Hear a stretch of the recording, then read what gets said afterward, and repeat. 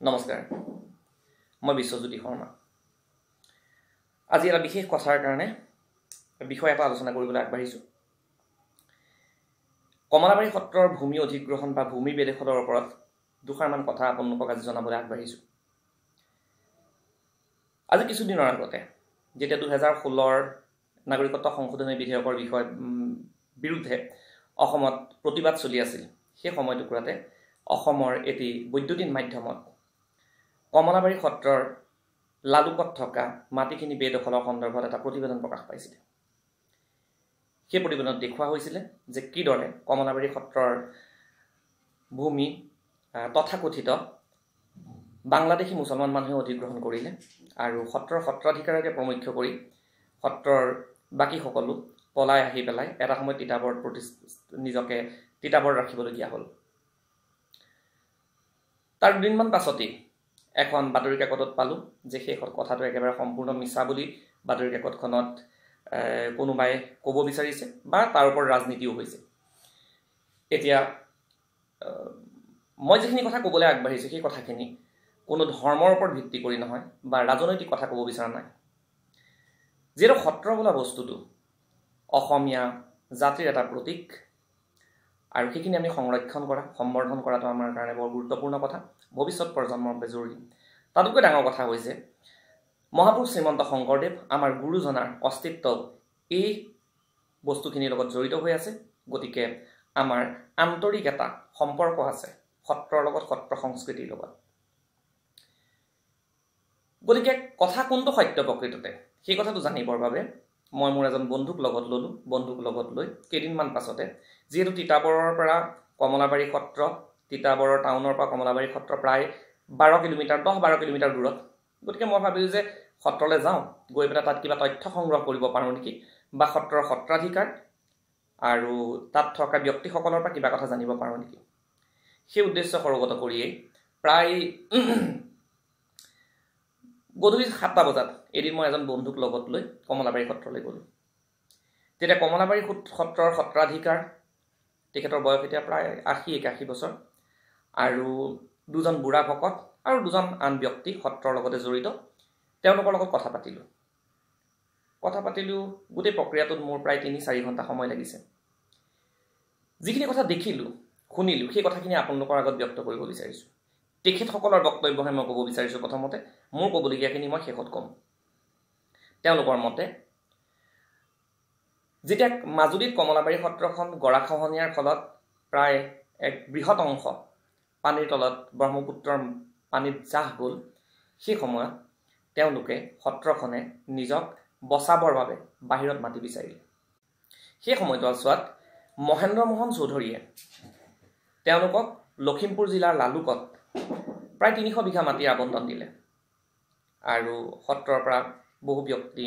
তালৈ গ'ল মুক্তিয়াৰ সহ আৰু তাত থাকিবলৈ ল'লে কিন্তু তাত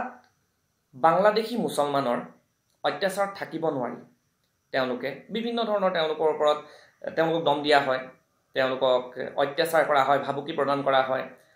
গতিকে সেইবিলাকৰ পৰা তেওঁলোকে অশান্তিত থাকি শেষত এটা অংশ মাজুলীলৈ ঘূৰি আহিলে আৰু এজন মুক্তিয়াৰ আৰু কেইজনমান ব্যক্তি হিচ তাত ৰাখি থৈ আহিলে সেই মুক্তিয়াৰজন যথেষ্ট সাহসী আছিলে আৰু মুক্তিয়াৰজনে তাত মাটি টুকুৰা ৰক্ষা কৰিবৰ বাবে সেই ভূমি ৰক্ষা কৰিবৰ বাবে কোৰ্ট কাছাৰীৰ পদূলি গৰকিবলৈ আৰম্ভ কৰিলে তেনেধৰণে দিনবোৰ অতিবাহিত হৈ গৈ আছিল কিন্তু অতি দুখৰ কথা এদিন প্ৰাতঃ কৰ্ম কৰিবৰ বাবে নদীৰ পাৰলৈ যাওঁতে তেখেতক কোনোবাই মাৰি নদীত পেলাই দিলে আৰু তেওঁলোকৰ মতে সেয়া হৈছে বাংলাদেশী মুছলমানে তেওঁলোকক মাৰি মুক্তিয়াৰজনক পেলাই দিলে গতিকে বাকী যিসকল ব্যক্তি তাত আছিলে সত্ৰৰ লগত জড়িত সেই ব্যক্তিসকলে নিজৰ প্ৰাণ ৰক্ষা কৰি মাজুলীলৈ পলাই আহিলে পিছৰ সময়ছোৱাত সকলোৱে জানে যে কমলাবাৰী সত্ৰখন প্ৰায়খিনি ব্ৰহ্মপুত্ৰৰ বুকুত জাহ গ'ল আৰু পিছত চৰকাৰৰ পৃষ্ঠপোষকতাত তেওঁলোকে তিতাবৰত মাটিৰ আবণ্টন লাভ কৰি প্ৰায় 1975 চনৰ পৰা এতিয়ালৈকে কমলাবাৰী সত্ৰখনত তিতাবৰতে সুন্দৰকৈ থাকি অসমীয়া তথা সত্ৰীয়া কলা সংস্কৃতি গুৰুজনাৰ আদৰ্শৰ মতে চলি আৰু সত্ৰীয়া সংস্কৃতি ৰাইজৰ মাজত বিলাই আহিছে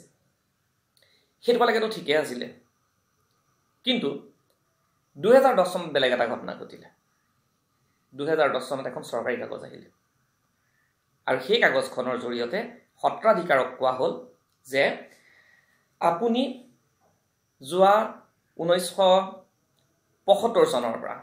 2010 চনলৈকে মুঠ 39,400 কিমান টকা মই একজেক্ট ফিগাৰটো পাহৰি গৈছোঁ প্ৰায় 40,000 টকা প্ৰায় 40,000 টকা আপুনি খাজনা জমা দিয়ক আৰু খাজনা যদি আপুনি খাজনা জমা দিব লাগিব তেতিয়া সত্ৰাধিকাৰে সেই কাগজখন লৈ নিজৰ শুভাকাংক্ষীসকলৰ লগত আলোচনা কৰিলে সত্ৰৰ বাহিৰে ভিতৰে আৰু সকলোৱে ক'লে যে যিহেতু মাটি টুকুৰা আপোনাৰ নামত এতিয়াও আছে গতিকে খাজনাটো দি দিয়াটো আপোনাৰ কাৰণে ভাল কথা আৰু যদি নিদিয়ে পিছত আইনী কিছুমান প্ৰক্ৰিয়াৰ মাজত আপুনি সোমাবলগীয়া হ'ব পাৰে আৰু তেতিয়া আপোনাৰ নিজৰ কাৰণে বিপদ হ'ব পাৰে গতিকে তেখেতে সহজ সৰল মানুহ হিচাপে তেখেতে শুভাকাংক্ষীসকলৰ পৰা ধাৰ লৈ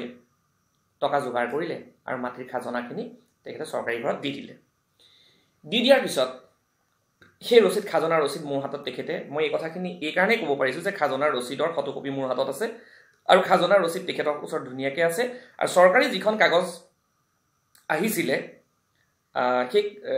চৰকাৰী কাগজখনো তেখেতৰ ওচৰত আছে আৰু তাৰ ফটোকপি মোৰ হাতত আছে আৰু তেখেতে যে এই কথাখিনি কৈছে সেই কথাখিনি মই ভিডিঅ' ৰেকৰ্ডিং কৰিছিলোঁ তাৰ পাছত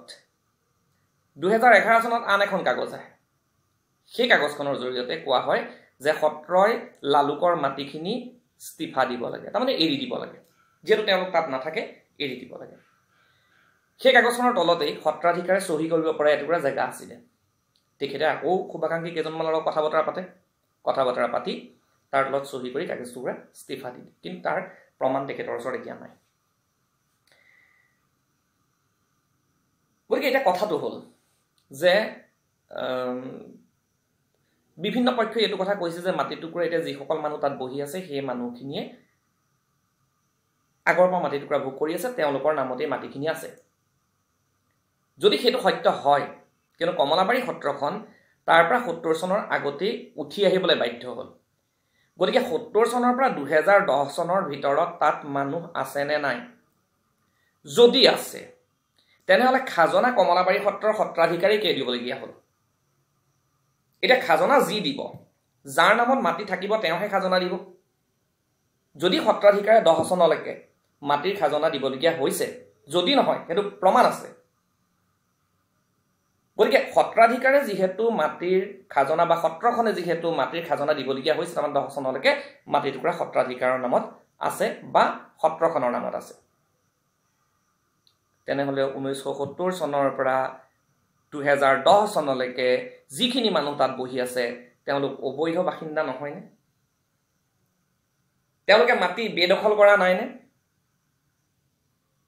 আমি সাধাৰণ মানুহ গতিকে ইনভেষ্টিগেটিভ জাৰ্নেলিজমৰ কাৰণে এইটো এটা হয়তো পথ হ'ব পাৰে এই সময়টুকুৰাৰ ভিতৰত কিন্তু সকলো ৰাজনৈতিক দলৰে চৰকাৰ হৈছে কংগ্ৰেছৰ হৈছে এজিপিৰ হৈছে বিজেপিৰ হৈছে সকলোৰে হৈছে সত্ৰৰ ভূমি বেদখলক লৈ বিভিন্ন সময়ত বাতৰি প্ৰচাৰ হৈ আছে তাৰ ওপৰত ৰাজনীতিও হৈছে সকলোৱে যিমান পাৰে কৈছে ক'বই ৰাজনীতি কৰিবই লাগিব ৰাজনীতিৰ কাৰণে ইছ্যু লাগিব ইছ্যু নাথাকিলে ৰাজনীতিনো কেনেকৈ হ'ব গতিকে হ'ব হৈছে ভৱিষ্যতলৈও হ'ব কিন্তু সেই মাটিবিলাক বেদখল মুক্ত কৰাৰ বাবে কোনো ধৰণৰ পদক্ষেপ গ্ৰহণ কৰা আজিলৈকে দেখা পোৱা নগ'ল আৰু কেতিয়াবা যদি বেদখল মুক্ত কৰিবলৈ কোনোবা আগবাঢ়ে তাত বিভিন্ন ধৰণৰ সমস্যাৰ সৃষ্টি হয় মুক্তিয়াৰজনৰ হত্যা এটা কৰুণ সত্য আৰু সেই সত্যটোক প্ৰতিষ্ঠা কৰিছে বৰ্তমান জীৱিত তেওঁৰ পৰিয়ালৰ সদস্যসকলে বৈদ্যুতিন মাধ্যমৰ সন্মুখলৈ আহি তেওঁলোকে সেই কথাখিনি অকপতে স্বীকাৰ কৰিছে এতিয়া লাখটকীয়া প্ৰশ্নটো হ'ল সেই মুক্তিয়াৰজনৰ পৰিয়ালটোৱে প্ৰকৃততে ন্যায় পাইছেনে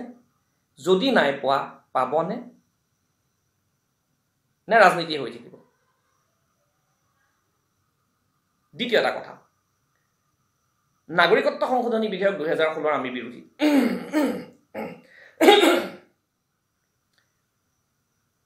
এই বিধেয়কৰ বিৰোধিতাত আমিও প্ৰবন্ধ লিখিছোঁ বাতৰি কাকতত ৰাজপথত আন্দোলনো কৰিছোঁ নকৰাকৈ থকা নাই। ঠিক আছে, অসমত অসমীয়া থাকিব লাগে, বিদেশী নাগৰিক হিন্দুৱে হওক মুছলমানেই হওক যিয়ে হওক তেওঁলোকক নাগৰিকত্ব দিব নালাগে।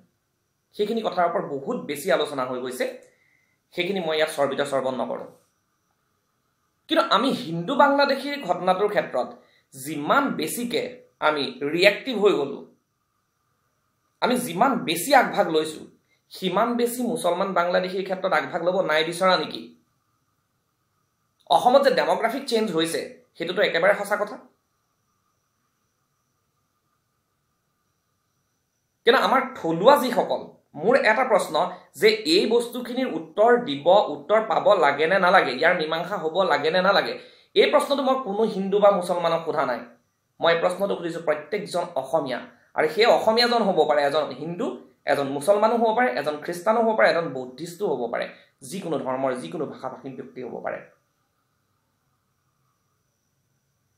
ধৰ্মটো আমি কেৱল ৰাজনীতি কৰিবলৈ ব্যৱহাৰ কৰিছোঁ নেকি? হয়, ভাৰতবৰ্ষ এখন ছেকুলাৰ কাণ্ট্ৰি, এখন ধৰ্মনিৰপেক্ষ কাণ্ট্ৰি, দেশ। এই ধৰ্মনিৰপেক্ষ দেশখনত হিন্দুৰ বিৰোধিতা কৰি আমি ধৰ্মনিৰপেক্ষ অকল হৈ থাকিম নেকি? নে বাকী সংখ্যালঘু যিসকল আছে তেওঁলোকৰ ওপৰত মাত মাতি দিয়াৰ লগে লগে আমাৰ ছেকুলাৰিজমটো ক'ৰবাত হেৰাই যায় নেকি? ক্ষমা কৰিব, যদি তেনেকুৱা ছেকুলাৰিজম আমি বিশ্বাস কৰিছোঁ তেনেহ'লে আমাক তেনেকুৱা ছেকুলাৰিজম নালাগে। কিছুমান কথা আচলতে ক'বলৈ মন যায়, আৰু বাতৰি কাকতত লিখি থাকিবলৈ হয়তো তাৰ বেছি দীঘলীয়া হৈ যায়, সেইকাৰণে হয়তো সম্পাদকে তাক কাটিবলৈও বাধ্য হয়, তেখেতৰ স্পেচৰ কথা আছে। কিন্তু আমি চিন্তা কৰিবৰ হ'ল কথাখিনি। আমি যিখিনি স্থিতি আমি লৈছোঁ, দুমুখীয়া স্থিতি লৈছোঁ নেকি? ডাবল ষ্টেণ্ডাৰ্ড মেইনটেইন কৰিছোঁ নেকি কেনেবাকৈ? সুধিছোঁ দেই, কিয়নো বৰ্তমান অসমত আমি অসমীয়া মানুহখিনি যথেষ্ট শিক্ষিত মানুহ। প্ৰত্যেকজন ব্যক্তিৰে চিন্তা কৰিব পৰা এটা বিবেক আছে। সেই বিবেকৰ জৰিয়তে আমি আগবাঢ়িব লাগিব। মই কোনো হিংসাত্মক ঘটনাৰ কথা কোৱা নাই, কিন্তু আমি এখন গণতান্ত্ৰিক ৰাষ্ট্ৰ, এই গণতান্ত্ৰিক ৰাষ্ট্ৰখনত আমি ছেকুলাৰ, তাৰমানে ধৰ্মনিৰপেক্ষ, আমি ডেম'ক্ৰেটিক, এইখন এখন প্ৰজাতন্ত্ৰ। গতিকে ইয়াত এখন সংবিধান আছে, সেই সংবিধানখন মানুহৰ কাৰণে সংবিধান, মানুহে বনোৱা সংবিধান, নাগৰিকসকলে বনোৱা সংবিধান। গতিকে সংবিধানতে প্ৰতিটো বস্তুৰ উপায় আছে। তেনেহ'লে আমি এটা ক্ষেত্ৰত সাংঘাতিক সৰব হৈ আন এটা দিশত সাংঘাতিকভাৱে নীৰৱতা অৱলম্বন কৰাৰ তাৰ পিছত কিবা উদ্দেশ্য আছে নেকি? ভুলতো কিছুমান কাম নকৰিব, নাভাবিব যে কোনোবা ৰাজনৈতিক দলৰ স্বাৰ্থত কথাখিনি কৈছোঁ বুলি। নিজৰ স্বাৰ্থত কৈছোঁ, নিজৰ যুক্তিৰ স্বাৰ্থত কৈছোঁ, অসমীয়াৰ স্বাৰ্থত কৈছোঁ, নিজৰ মাতৃভূমিৰ স্বাৰ্থত কৈছোঁ। গতিকে আমি কেইটামান প্ৰশ্ন নিজক সোধোঁ, আৰু আমি সকলো ব্যক্তি, মোৰ উদ্দেশ্য এইটোৱেই যে আমি প্ৰকৃততে মই যিখিনি কথা দেখিলোঁ বা মই ক্ষেত্ৰ অধ্যয়ন কৰিবলৈ গৈ যিখিনি বস্তু দেখিলোঁ, সেইখিনি হয়তো সম্পূৰ্ণ শুদ্ধ নহ'ব পাৰে, কিন্তু তাত সত্যতা আছে। তাত সত্যতা আছে। 100% সত্য নহ'লেও তাত কিন্তু 70-80% হ'লেও সত্যতা আছে। বাকীসকল আহক, ইমান ভাল ভাল নিউজ চেনেল আছে, বাতৰি কাকত আছে, সকলো আহক, সকলো আহি পেলাই এই জেগাবিলাকত পৰিদৰ্শন কৰক, ক্ষেত্ৰ অধ্যয়ন কৰক, আৰু সঁচা কথাখিনি অসমৰ ৰাইজক কওক।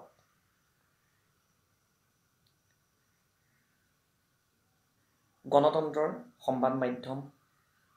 চতুৰ্থ স্তম্ভ। প্ৰকৃততে এক্সিকিউটিভে হওক, জুডিচিয়েৰীয়ে হওক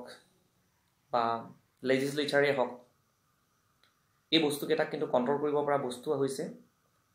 চতুৰ্থ স্তম্ভ, সংবাদ মাধ্যম আৰু আমাৰ বুদ্ধিজীৱীসকল। এইটো এটা ডাঙৰ প্ৰেছাৰ গ্ৰুপ। নহ'লে এখন গণতান্ত্ৰিক চৰকাৰে যেতিয়াই যি মন যায় কৰিব পাৰিলেহেঁতেন 5টা বছৰৰ কাৰণে। কিন্তু এই চতুৰ্থ স্তম্ভ, তাৰ মাজত মই বুদ্ধিজীৱীসকলকো লৈছোঁ, তেওঁলোকে যিকোনো সময়তে এই মানুহখিনিক ৰাখি দিব পাৰে, এই ইনষ্টিটিউশ্যনকেইটাক ৰাখি দিব পাৰে। তাৰ প্ৰমাণ নাগৰিকত্ব সংশোধনী বিধেয়ক 2016। গতিকে যিটো অসমত ডেমোগ্ৰাফিক চেঞ্জ হৈছে, পৰিৱৰ্তন হৈছে, জনগাঁথনিত পৰিৱৰ্তন হৈছে, তাৰ ফলত কিন্তু আমাৰ বিপদ আহি আছে। এইটো সত্য কথা। এই কথাবিলাকো কিন্তু সুন্দৰকৈ মানুহৰ আগত দাঙি ধৰিবৰ হ'ল। কথাখিনিত নিৰপেক্ষতা ৰক্ষা কৰিবলৈ মই যত্ন কৰিছোঁ, আৰু সকলোকে মই নিৰপেক্ষ, কাকো মই নিৰপেক্ষ নহয় বুলি কোৱা নাই, কিন্তু মই প্ৰশ্নহে উত্থাপন কৰিছোঁ। এখন গণতান্ত্ৰিক ৰাষ্ট্ৰৰ সৌন্দৰ্যই হৈছে প্ৰশ্ন সুধিব পৰা, ভদ্ৰ ভাষাত প্ৰশ্ন সুধিব পৰাৰ অধিকাৰ। সেই অধিকাৰটো ভাৰতীয় সংবিধানে মোকো দিছে। গতিকে মই এইটো প্ৰশ্ন আগবঢ়াইছোঁ যে আমাৰ মাজত নিৰপেক্ষতাৰ ক'ৰবাত অভাৱ হৈছে নেকি? যদি নিৰপেক্ষতাৰ অভাৱ হোৱা নাই, তেনেহ'লে নিৰপেক্ষতা প্ৰদৰ্শনৰ ক্ষেত্ৰত আমি গাফিলতি কৰিছোঁ নেকি? যদি গাফিলতি কৰা নাই, তেনেহ'লে সকলোৰে চকুত সেই নিৰপেক্ষতা কিয় ধৰা দিয়া নাই? ধন্যবাদ।